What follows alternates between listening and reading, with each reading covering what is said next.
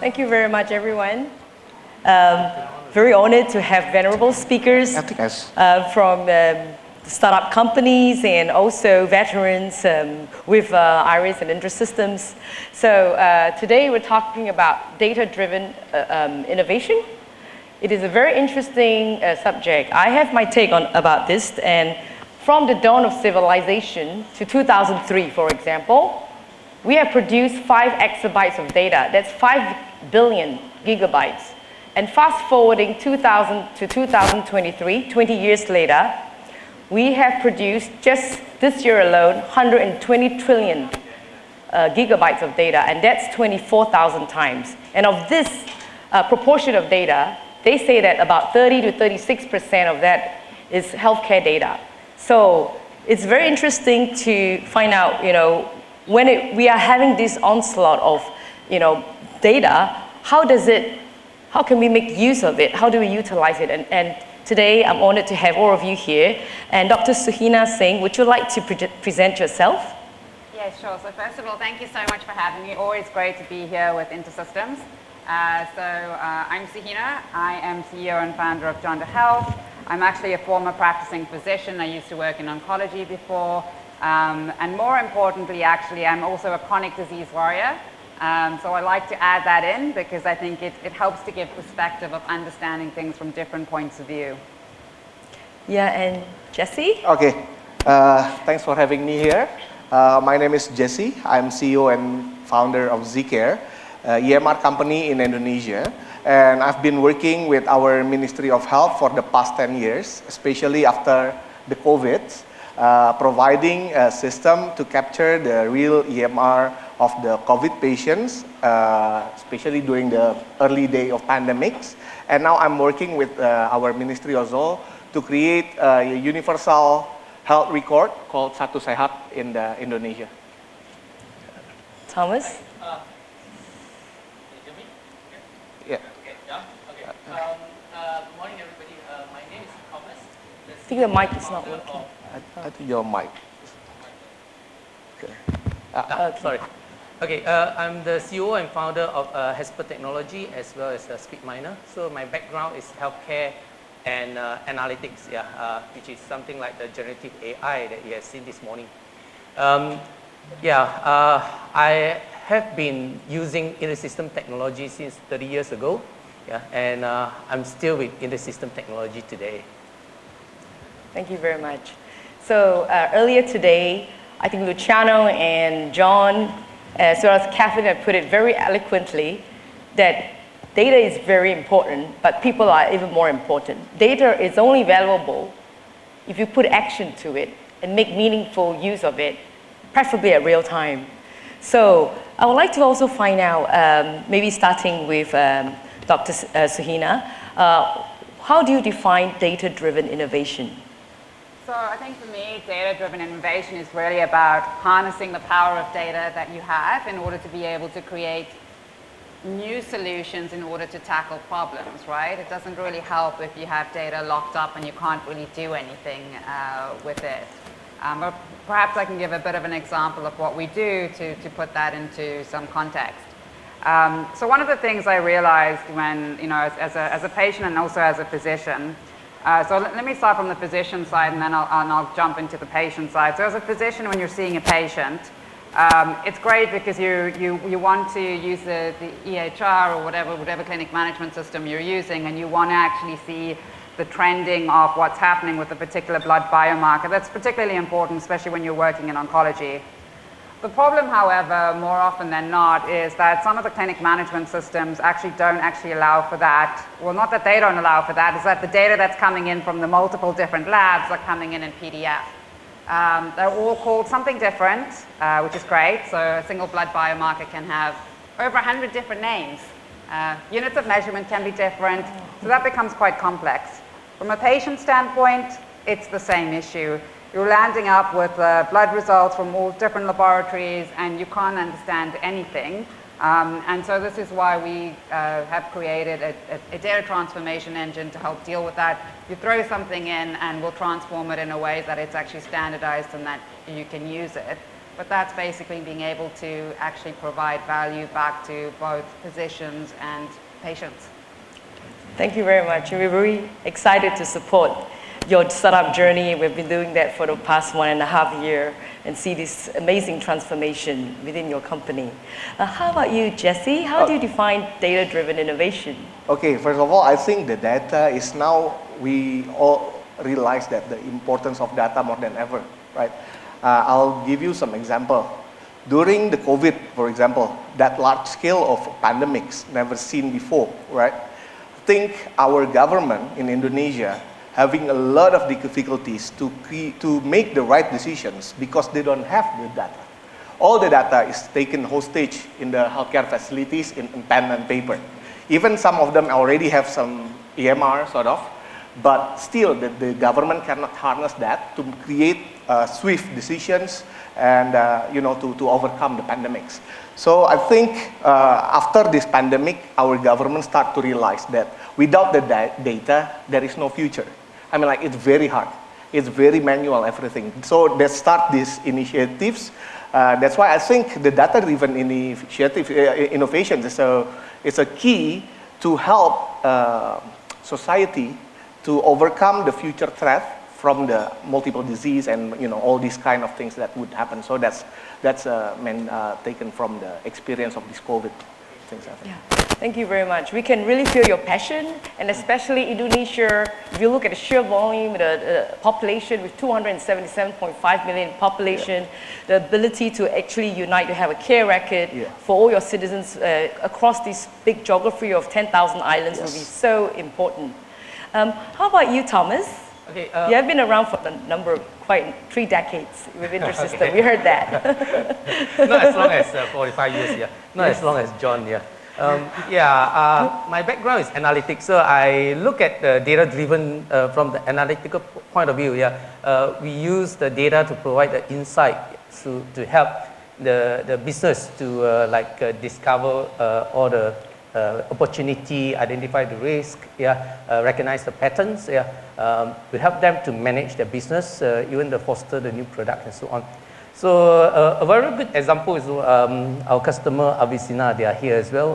The CEO, ex-CEO, they're very keen of using the data-driven innovation. So back in 2005, he stared and looked at the profit margin very closely.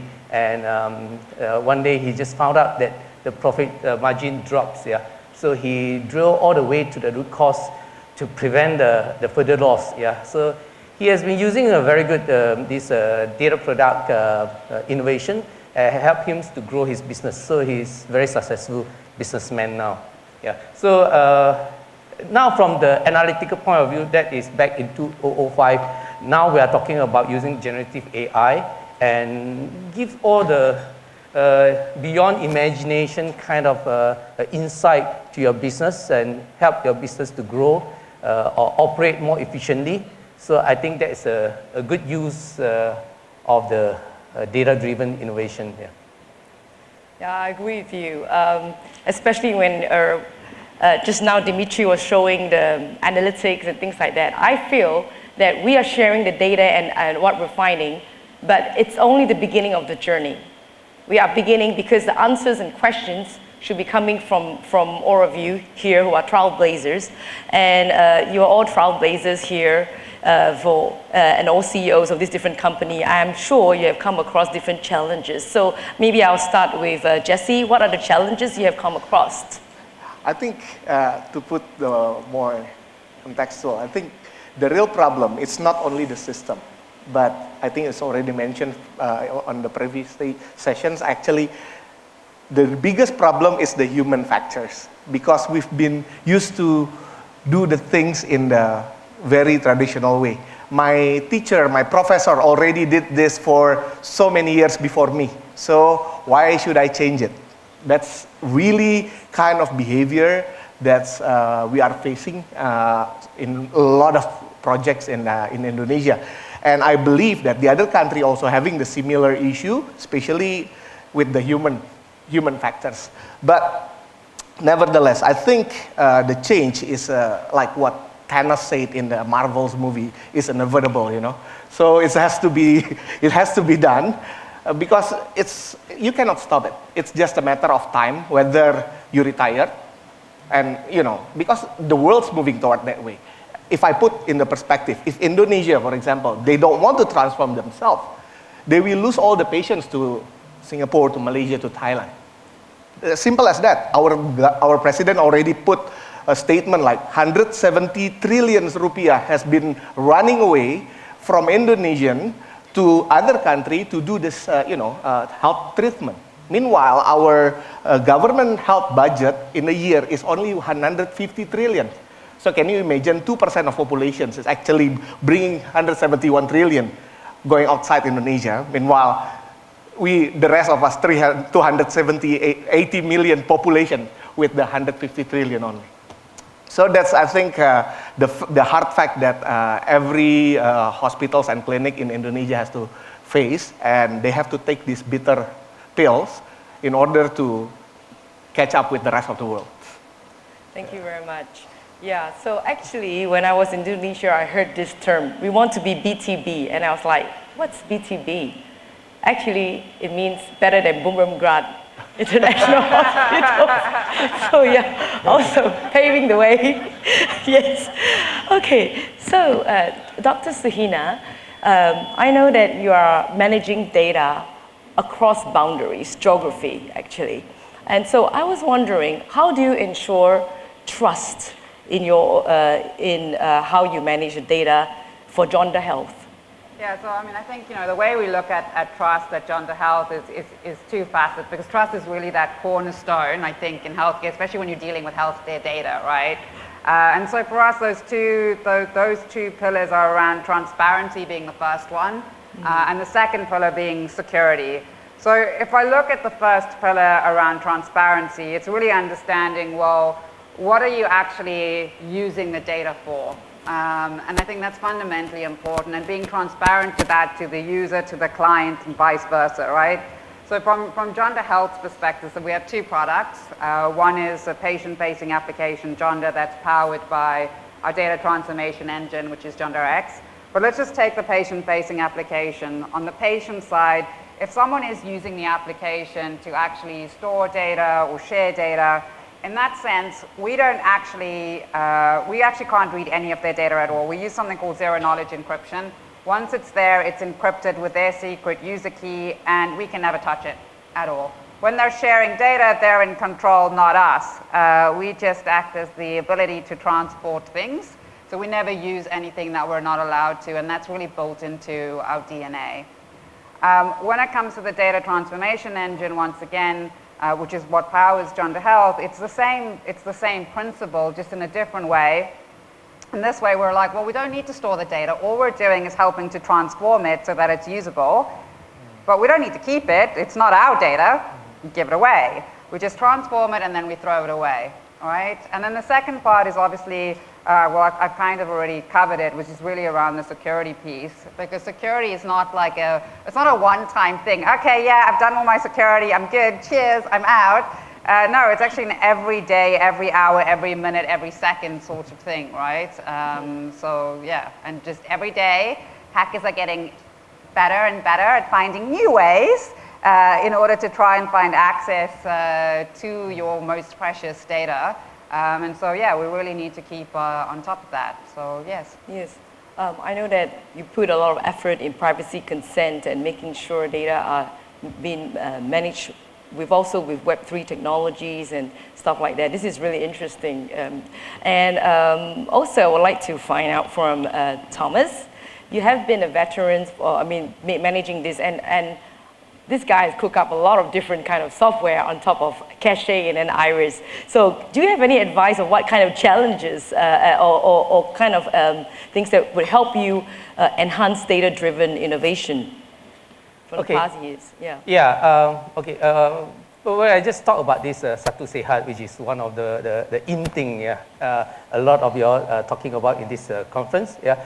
So it's an digital ecosystem where everybody's sharing the data, and we need to have the trust in this ecosystem. Otherwise, hospital will not want to share the data. For our experience, we implemented for Prodia a smaller scale of the Satu Sehat, yeah. So just for their environment, to get vendors agree to share the data, and so that we built a portal for presenting all this data. There are a few things I think is important. First is the quality of the data, yeah. Another thing I want to touch on is the right process, yeah. So the quality of the data, if you do not have the right the quality in the data, patient will not want to access to the portal to look at information. So it must be correctly presented. And secondly is that it must be processed, because there are all the different systems with their different standards, protocol, and so on, that how to put them together. That's where we use IRIS data platform, IRIS for Health, to help in integrating data from different sources to present it well. So those are the challenges that we have to overcome. Yeah. Thank you. Yes.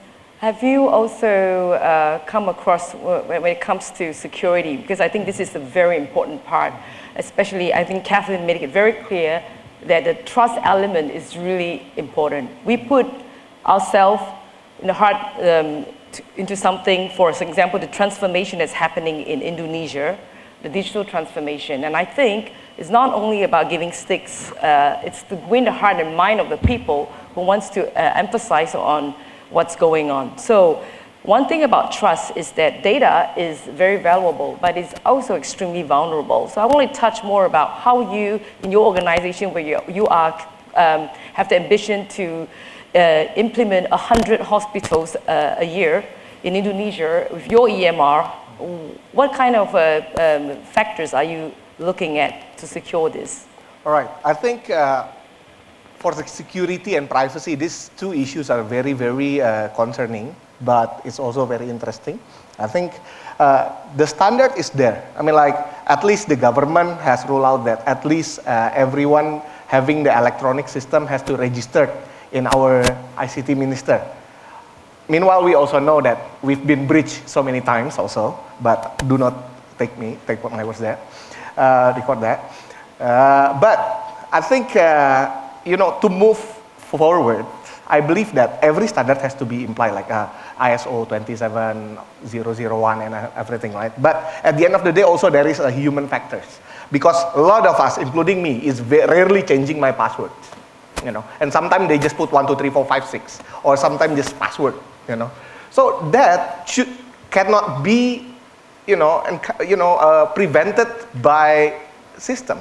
We can warn people like, oh, your password is so easy to guess, you know. But sometimes if they make it difficult, the IT admin will have, hell time, because people keep forgetting their passwords, right? So it's a bit, try to find the balance, like riding bicycle, right? And I think the other factors is also, are we really care about privacy in healthcare, especially in Indonesia? That's my question, because I think 3 years ago, there is a hospital, I believe in Jakarta, I'm not mentioning any name. In front of that, there is a food stall, Staples, right? And you know, the paper that they use to wrap the food is actually active medical record that can be traced the name of the patient and the address in the paper. You can search in the Google anyway. I am not mentioning any hospital, by the way.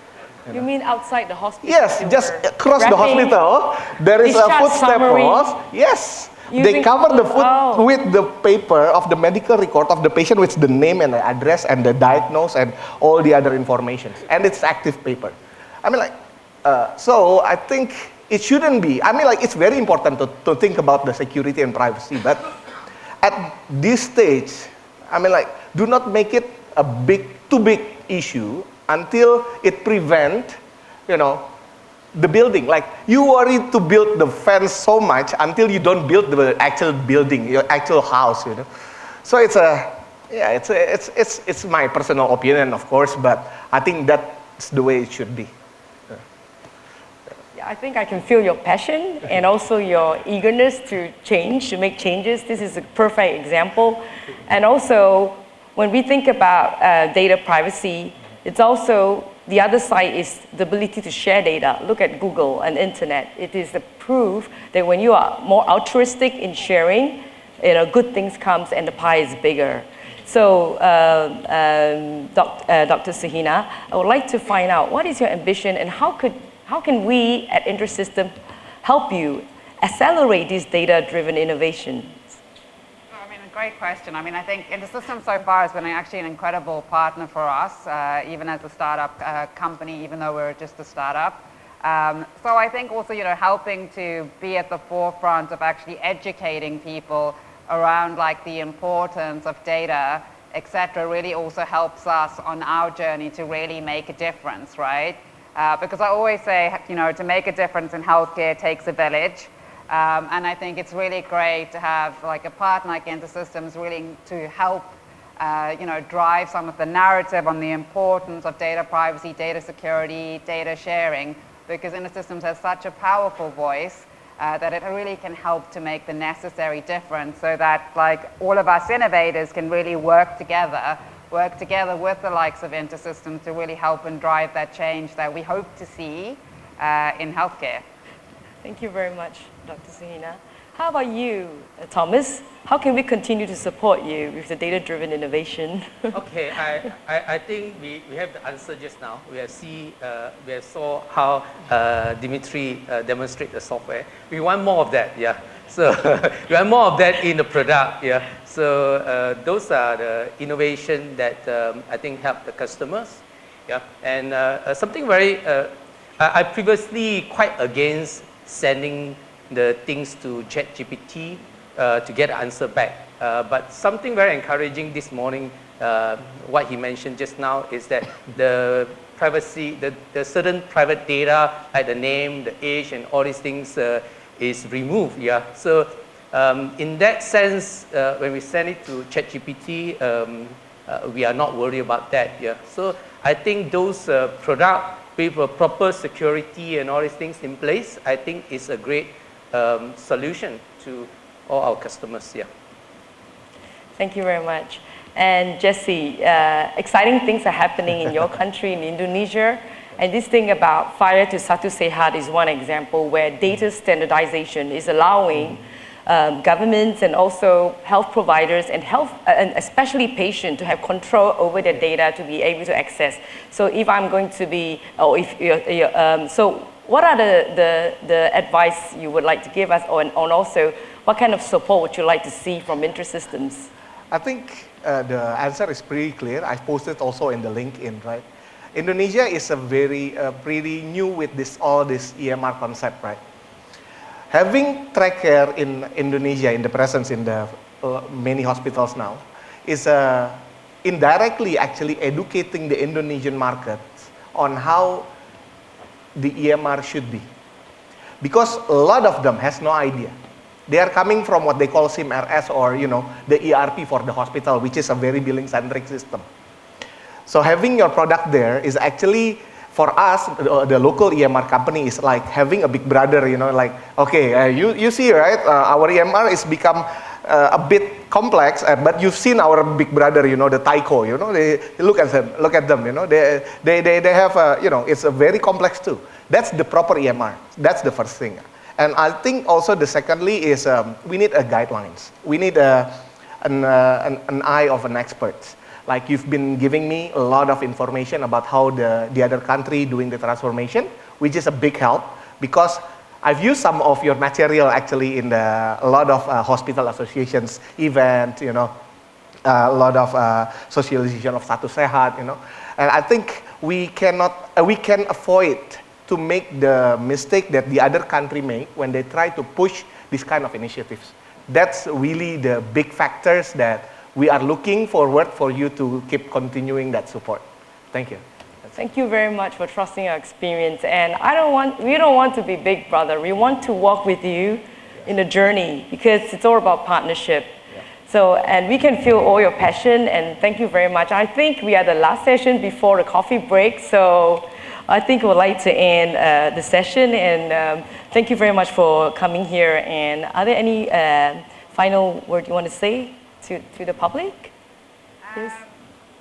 Not really, but just, come say hi. We'd love to learn about more about like some of your challenges, and also love to share with you what we're trying to do, and hopefully we can also innovate and create a better world with better healthcare. So please do come chat to us. We do have a booth at the back too, so come say hi. Yes. Jessy? Okay. Yeah. I think my final words will be very simple. I believe that IRIS is one of the most powerful database system in the industry, especially in the healthcare.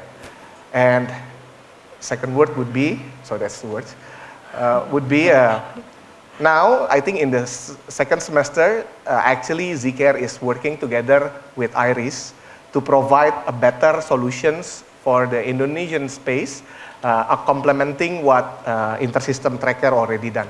So that would be my two taken. Thank you. Thanks for having me. Thomas? I think we see there's a good formula in this InterSystem technology. That is a healthcare solutions like a Zi.Care, the integration platform, the IRIS for Health, and now we branch to have more on the analytics. So I think it's a very good formula that put together to deliver solutions. Very exciting about it. So thank you very much. If you have any questions, please feel free to come during the break to talk to our panelists. Thank you. Thank you. Yes. Oh, okay. Oh, big